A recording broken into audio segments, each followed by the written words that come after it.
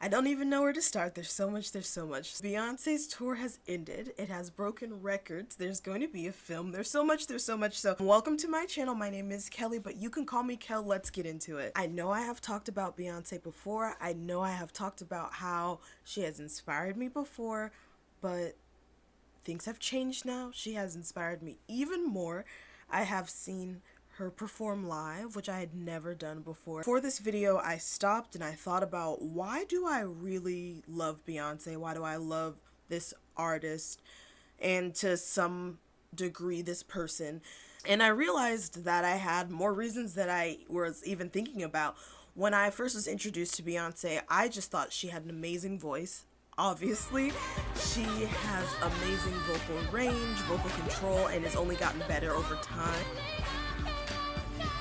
Even when I was just hearing her songs on the radio, because if we go back, I wasn't allowed to listen to Beyonce or any non-Jesus music for lots and lots of years. So it wasn't until Beyonce's self-titled album that my mom finally let me buy the clean version of a Beyonce album all the way through on iTunes. And I was in high school and I was thrilled. I was excited because I used to watch Beyonce music videos on YouTube. This is before people would just make lyric videos on YouTube, because I'm a dinosaur and I know the old times of YouTube. Also, like back in the day, oh, how old I sound, but back in the day, if you didn't buy a song, you didn't have it. Or if you didn't have a degree in computer science, is what it felt like to me, to be able to like illegally download a song, then you just couldn't listen to it unless your friends had it and then they burned you a CD. But like all this is happening while I'm like 12 and all I really know how to do on the computer is play Spider Solitaire. So these Beyonce songs that were coming out on her other albums, I just wasn't hearing them if they weren't on the radio. So Beyonce's self-titled dropped. When she changed the game with that digital drop, because I know where I was when that digital dropped, I listened to that album and I was like, I am a fan. And then I found out that there were visuals for all of the songs, and then there were just a million reasons for me to just be this woman's biggest fan. Lemonade came out and she brought her storytelling to a completely different level. I was feeling things that I had never been through. Now I listen to those songs having lived more life. At the time when Lemonade came out, I don't think I'd ever had a boyfriend. And so now I am married. And so I can imagine these emotions much more different now. And because of that work that she put into it, because of that story that makes this timeless, I can go back to that album. This music that I was connecting with when I was in high school, I can still connect with as an adult and as a wife and as a partner in ways that I couldn't before, because the storytelling is so prevalent in her music. So I'm standing Beyonce. I'm a part of the Beehive. I've signed up. I've enlisted. We are always in the reserves, though. I found out that being a fan of Beyonce means waiting for crumbs all the time. Oh my gosh. But luckily for me, while everyone was waiting for Beyonce to release more music, where I was able to go back and listen to all of the old albums that Beyonce released before I was legally allowed to listen to non-Christian music. So I'm liking B. I'm a part of the Hive. I'm waiting for stuff to come out. And then she was announced that she was doing Coachella, and I'm a theater girly. I am not at all a festival girly. Not my scene, not my people, not my crowd. So her performing at Coachella literally meant next to nothing to me. Fast forward to the release of Homecoming, and that is one of my favorite works of film that I've ever seen. It is a documentary, and it is of her going through from the inception of that concert down to the final performance, and it's told in such a beautiful way, with the through line being representation for historically black colleges and universities, representation for black people in a space like Coachella that is predominantly white. It lets her fans get into her mind in a way that she likes to do from time to time, And it really allowed me to see how much work goes into these performances for her. The training, for the physical training, the dance training, vocal training. She's having different diets. And then she has her costumes, and you were able to see the community from the band members, from the dancers. It was just a beautiful film. If you haven't seen it, you should watch it. It's on Netflix, Beyonce Homecoming. It's amazing, and it really cemented to me that the next time this woman goes on tour, I'm gonna have my butt in a seat. I knew it from the moment I saw that film. I was gonna see her live. And then and then she didn't release anything for a very long time, and I was getting nervous. It seemed like her homecoming performance was her going out performance, because it was grand, it was hard, it was groundbreaking, it was amazing. And honestly, if she would have went out on that, nobody would have thought that she went on out on anything less than the highest of her game. I'm thinking, wow, I really missed my chance to see Beyonce live, because the first part of her career, I was not allowed to listen to her, and then the rest of her career, I was just waiting to see if she was gonna have another album. So when the album dropped, when the tour was announced, I put the money on the credit card. I figured it out later, and I was there, and it was amazing.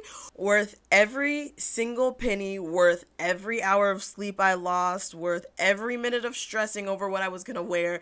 It was life-changing, just like I predicted, and I'm gonna talk about it. This tour was so amazing. It was such a fun experience to have with my friends and with my husband and with all of the people that were around us. It was really a community, and I feel like in order to talk about it, I'm gonna have to break it up in sections so that I can really talk in depth about all of the components that were really special to me. So the visuals are a really big component to the show that I wanted to start with, because the stage is just screen. It's just so much screen because the visuals are such a big part of the show. The visuals are a whole different work amongst themselves. You know, they require a director, costume, setting, a whole thing, like a whole production within a production is what those visuals are, and they're amazing. And the whole stage is a screen because of that. And the stage setup is so complex that there are actually two setups because it takes so long for it to be set up. So there are two trucks, and one is at the venue and one is going to the next venue, so that when the team and the crew show up for that one, they're at least half done setting up, and then they kind of leapfrog on the way there. The stage is so complex that those team members need to be at the top of their game, and they need to be working efficiently and quickly to throw up and break down these stages, and that is not an easy task.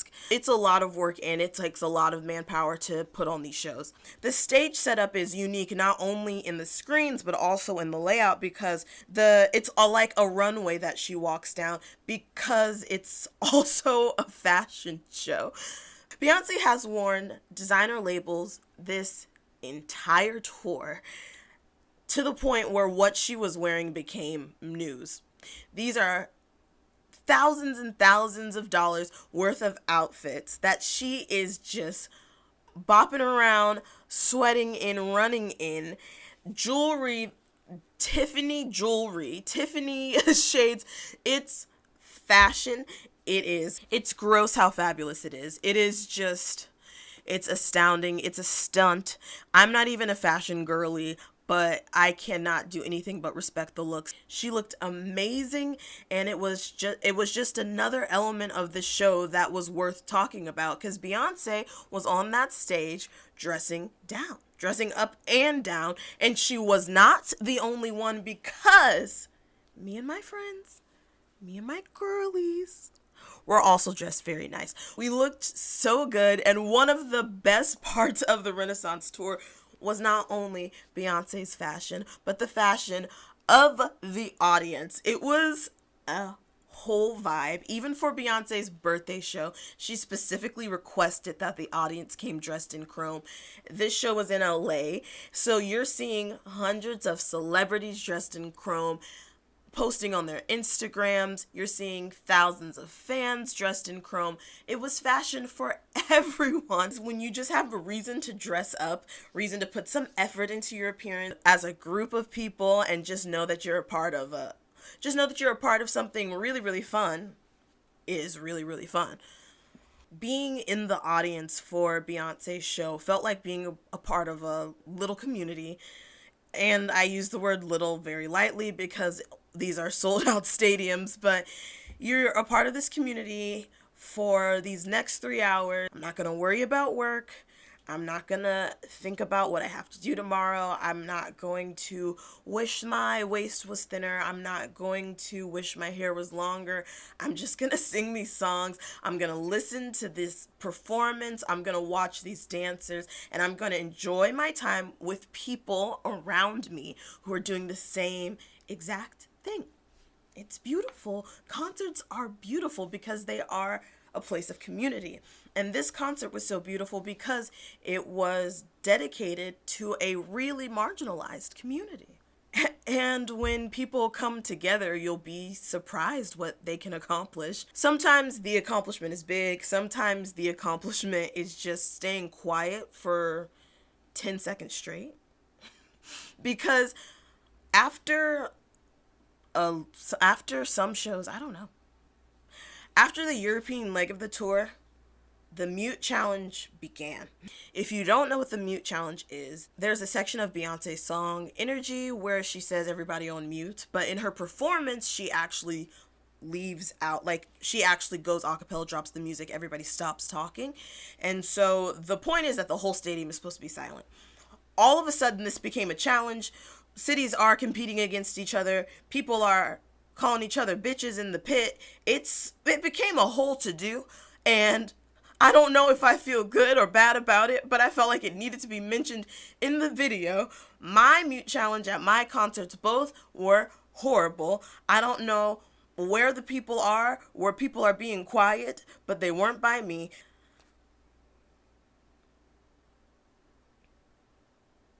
See how quiet I can get?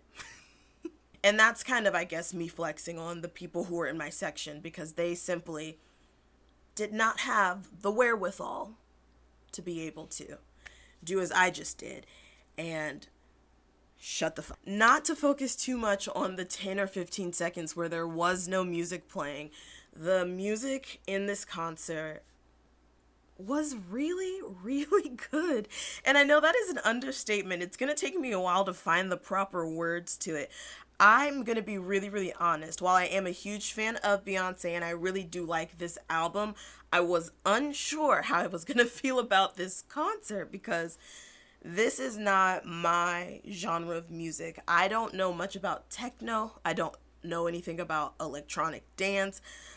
Barely know anything about pop. It's all orchestra, strings, theater, big stuff like that. And even her ballads, she broke down to just acoustic or a piano or just a small band. So all of the stuff that I don't have any, to be honest, that I don't have a lot of interest in, I knew was going to be on this show. So I didn't know how I was going to feel about it, but I loved it. The music was so good. And obviously I paid really close attention to the arrangements. They were club mixes. They were intended to feel like club mixes when you're in the club. So I've been told. I don't go to the club because I go to church, but I hear in the club they remix songs and they'll put songs over each other. Once again, this is just stuff I'm hearing from heathens, and that's what the arrangements for the show were like. Obviously, it is not enough to just arrange good music, but good music needs to be performed by good performers.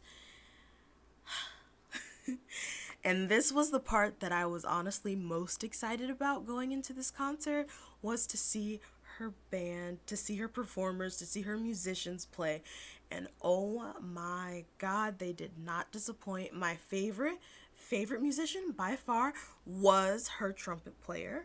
All of the musicians were phenomenal. It was just such a great performance with so much great musicianship. But the musicians were not the only people who were working their asses off, because the dancers were eating down. And I don't care how ridiculous I sounded saying that because they were so good. My favorite dancer, Amari Marshall. I'm sorry. I know I shouldn't pick a favorite. She was great. I couldn't keep my eyes off of her. The second show, I tried intentionally to look at other dancers because I knew that the last show I pretty much only looked at her and I still couldn't. Phenomenal dancer. And I found out she was a dance captain. Duh, obviously. She was amazing. And I think she's Mama Tina's favorite dancers too. So I have good taste.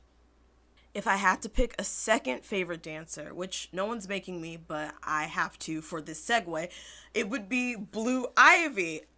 Is it not so amazing that mother-daughter dance team? Is it my dream? Is it what I'm going to do with my kids? Do I have a pair of tap shoes ready? And if a kid off the street who needs a home comes here, then she can have the tap shoes, and then I will raise her as my own, and we will tap into the future together. Am I saying that that's what I want? I'm not saying that. I don't know why you're thinking that I'm saying that. All I'm saying is that it's really cool that Beyonce and Blue Ivy are on stage together, because how cute is that mother-daughter? Oh, so cute, adorable, and it became a whole trend on Instagram. I know everyone hates the TikTok dances. I know everyone hates them. But what people have to consider is some people can't dance for real. And so those people who can't dance for real can only do TikTok dances, and that feels like dancing for them. Sometimes the TikTok dances are important because it makes people feel good when they perform it. And one of those people who really, really, really wanted to learn this choreography actually is, it's my husband. Jordan really wants to learn this dance. And don't ask him because he'll deny it. But he came up to me and he was like, after we saw that Beyonce show, I realized that I really wanted to dance, but, I don't really have anybody in my life that wants to dance with me. Just hearing Jordan just really express how he feels about dance, I said, we're doing this. We're learning this dance. So please enjoy a video of me and my husband doing the choreography that Blue Ivy and Beyonce do in the Renaissance concert. It's okay. I'm ready. So you're Blue, That's me. and you're rising from the stage, and everyone's going, whoa, woo. Beyonce is walking, whatever. And I'll just be this placeholder for Beyonce, since I'm wearing this. And then we'll go, yeah, Okay, you got it. right? Just to go, Yeah. right? Yeah. And then now it's me, right? And now you're, and hit it, and hit it, and good, and you did it! There it is. High five. Great job, Jordan. Thanks. You did amazing on your dance. Guys, we stayed up all night. It's like 2 a.m. here. And Jordan worked really hard on that dance. And I got school in the morning. And he has school in the morning. He actually, a lot of people don't know this about Jordan. While he is a middle school band director, he does have one class that he teaches that is dance. That's me. And he learned this dance for us today. For the kids. It's all for the kids. It's all for the kids. So, thank you for being an integral part in our video. And thank you guys for watching the video. I didn't really talk about the arrangements as much as I wanted to, because I felt like the more that I talked about the arrangements, the more I would look like or sound like a crazy person. So I just kind of kept it at a minimal. But I do want to say that I looked up her arrangers, and they span from multiple Grammy Award winning, Grammy nominee artists to people in their young 20s who are up and coming producers. So it's really, really cool to see her working with so many people and to see how grateful they are and how well they work together, because Beyonce and her team are the queen top tier of transitions. And that was something I was really excited to see at the concert. One transition that I hoped and prayed would be performed before I even saw a set list was Church Girl into Get Me Bodied. Or was it Get Me Bodied into Church Girl? I think it was Give Me Body in the Church. Get Me Bodied Church Girl needed to be mashed up, and I knew it. One day I was listening to Church Girl, and immediately I said, I need Get Me Bodied to be a part of this. Then I saw the set list, and I saw they were back to back, and then finally at the show, I saw the transition.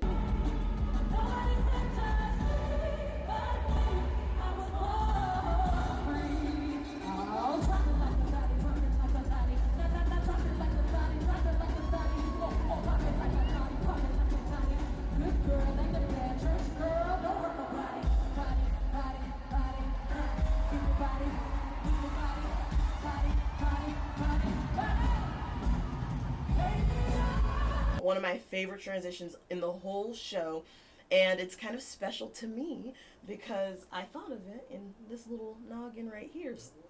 This little noodle. Who knows? Me, I know. Oh, Jordan knows.